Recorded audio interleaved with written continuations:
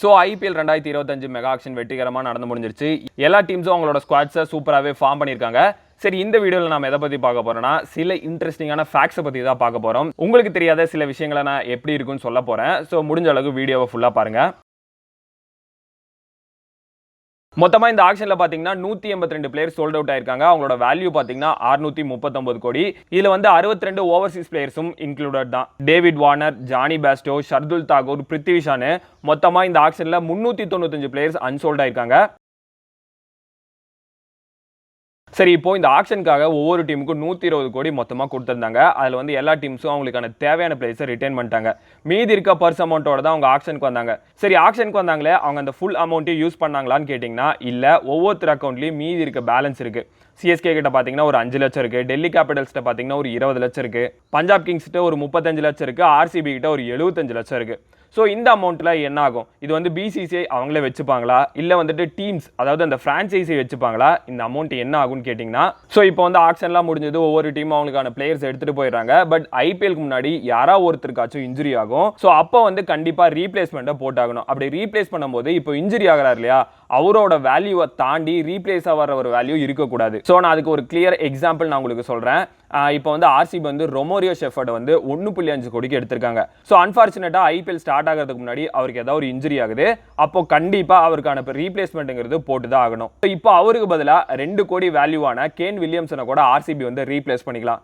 அது எப்படி பண்ண முடியும்? அதான் வந்து ரீப்ளேஸ் ஆகிற பிளேயர் வந்து இன்ஜுரி பிளேயரை விட அதிகமாக இருக்கக்கூடாதுன்னு சொன்னேன்ல.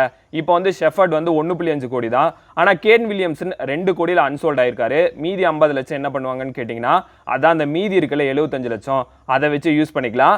ஸோ வந்து ஒருவேளை 1.5 கோடியில் இருக்க ரொமோரியோ ஷெஃபர்ட் வந்து இன்ஜுரி ஆனாலும் 2 கோடியில் இருக்க டேவிட் வார்னர், ஜானி பேஸ்டோ மாதிரியான எந்த பிளேயராக இருந்தாலும் அவங்க வந்து திரும்ப டீமுக்குள்ளே கொண்டு வரலாம். ஸோ அதுக்காக தான் இந்த பேலன்ஸ் அமௌண்ட்லாம் வந்துட்டு யூஸ் ஆகுது. நீங்கள் மோஸ்ட்லி எல்லா ஆக்ஷன்லையும் பார்த்தீங்கன்னா எந்த டீமும் வந்துட்டு ஃபுல் அமௌண்ட்டையும் யூஸ் பண்ணியிருக்க மாட்டாங்க.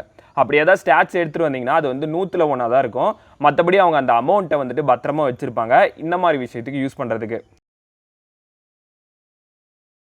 அடுத்தது இந்த ஐபிஎல் ஆக்ஷன் ஹிஸ்ட்ரி ஆகட்டும், இல்லை இப்போ நடந்து முடிஞ்ச ஐபிஎல் ஆகட்டும், ஹையஸ்ட் வேல்யூ பிளேயர்னா ரிஷப் பண்ட் தான். 27 கோடிக்கு எல்எஸ்ஜி அவரை வாங்கியிருக்காங்க. ஸ்டார்டிங்லேருந்து எல்எஸ்ஜி வந்து இவருக்கு பயங்கரமாக போட்டி போட்டிருந்தாங்க. இடையில நிறைய டீம்ஸ் வந்துட்டு போனாங்க. கடைசியாக டெல்லி கேபிட்டல்ஸ் அவங்களோட ஆர்டிஎம் யூஸ் பண்ணுறன்னு சொல்லி பார்த்தாங்க. பட் ஒரே அடியா 20 கோடியிலேருந்து 27 கோடிக்கு இவங்க வந்துட்டு ப்ரைஸை வந்துட்டு எக்ஸ்டெண்ட் பண்ணிட்டாங்க. ஸோ இப்போ வந்து அவருக்கு வந்து சென்ட்ரல் கான்ட்ராக்ட்ஸ் மூலமாக 3 கோடி கிடைக்குது. அது இல்லாமல் இந்த 27 கோடி நெட் சேலரியாக பார்த்தீங்கன்னா 30 கோடி. ஸோ ரிஷப் பண்ட் தான் ஹையஸ்ட் வேல்யூட் இந்தியன் கிரிக்கெட்டர். அப்போ விராட் கோலியில் என்னன்னு கேட்டிங்கன்னா, விராட் கோலி ஐபிஎல்ல 21 கோடி வாங்குறாரு. அது இல்லாமல் இந்தியன் கிரிக்கெட்டில் வந்துட்டு ஒரு 7 கோடி வாங்குறாரு. ஸோ அதுக்கு இடத்துல விராட் கோலி தான் இருக்காரு. பும்ரா, ரோஹித் சர்மா இவங்க எல்லாத்த விட இப்போ ரிஷப் பண்ட் தான் வந்துட்டு ஹையஸ்ட் வேல்யூட் கிரிக்கெட்டர்.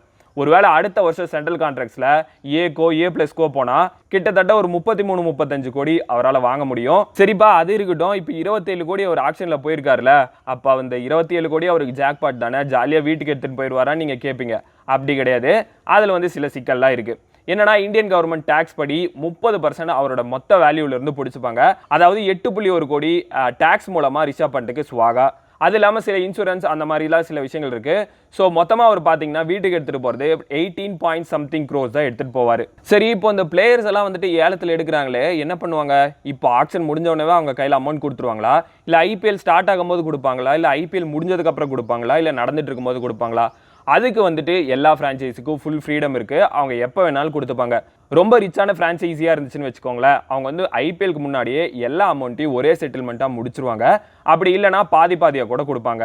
பட் இப்போ ஆக்ஷன் முடிஞ்ச உடனே எந்த பிளேயருக்கும் அமௌண்ட் போகாது. தென் டோர்னமெண்ட் ஆரம்பிக்கிறதுக்கு முன்னாடி ஒரு பிளேயர் வந்துட்டு விலகிட்டா, அதாவது இன்ஜுரி காரணமாக போயிட்டா, அவருக்கு வந்து ஃப்ரான்ச்சைஸி ₹1 கூட காசு கொடுக்க தேவையில்லை.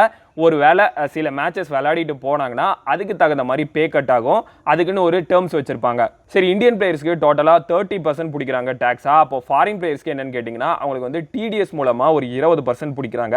சரி, இப்போ இந்த ஓவர்சீஸ் பிளேயர்ஸ்லாம் வந்துட்டு இந்த போட்ஸ் அலோவ் பண்ணதில்லை. இப்போ ஆஸ்திரேலியா போட்ஸ், இங்கிலாந்து போட்ஸ்லாம் அலோவ் பண்ணதில்லை. அவங்களுக்கு என்ன லாபம்னு கேட்டிங்கன்னா, டெஃபினட்டாக பிசிசிக்கும் அவங்களுக்கு ஏதாவது டேர்ம்ஸ் மூலமாக காசு போகும்.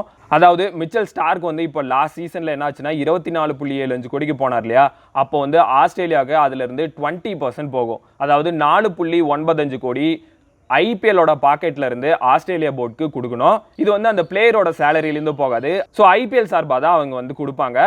இது வந்து ஒரு பிளேயருக்கும், அதாவது இப்போ ஆஸ்திரேலியா சைட்லேருந்து ஒரு 10 பிளேயர் சோல்ட் ஆயிருக்காங்கன்னா அவங்களோட ஃபைனல் பிட்லேருந்து 20% கொடுத்தே ஆகணும். ஸோ இது வந்து அந்த போர்ட்ஸ்க்கு ஒரு பெரிய ரெவென்யூவாக இருக்கும். ஸோ இப்படி தான் ஐபிஎல்லோட சேலரி ஸ்ட்ரக்சர் ஒர்க் ஆகுது. சரி, இந்த ஐபிஎல்ல யாருக்கு வந்து பெரிய பே கட் நடந்திருக்கு, அதாவது லாஸ்ட் சீசன்ல அவங்களுக்கு ஒரு பெரிய சேலரி கிடைச்சிருக்கும், பட் இந்த முறை புஷ்ன்னு போயிருப்பாங்க.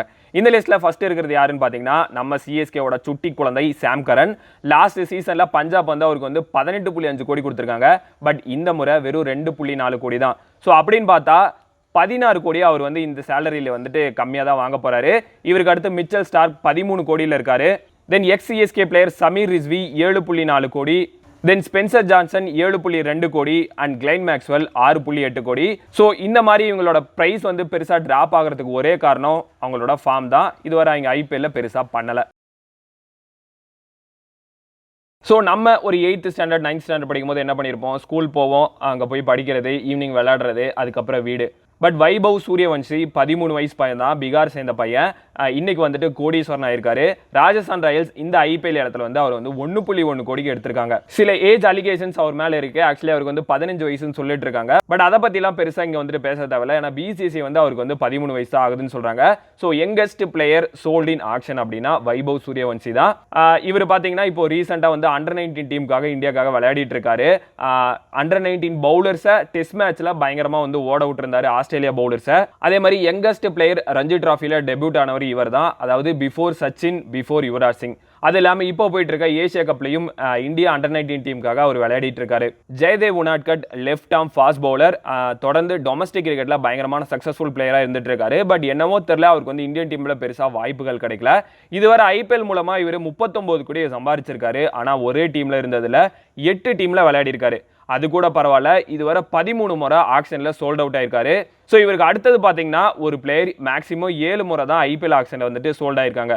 ஃபைனலி இந்த முறை இந்த வருஷம் India T20 world cup champions ஆயிருக்காங்க. அதில் ஒரு 15 பேர் இருப்பாங்க இல்லையா, அவங்களோட ஸ்டேட்டஸ் என்னன்னு கேட்டிங்கன்னா 15 பிளேயர்ஸ்க்கும் ஐபிஎல் கான்ட்ராக்ட் கிடைச்சிருக்கு. ஸோ இதில் இன்னும் ஸ்பெஷல் என்னன்னா எல்லாருமே 10 கோடிக்கு மேலே இந்த ஐபிஎல்ல சேலரி வாங்க போறாங்க.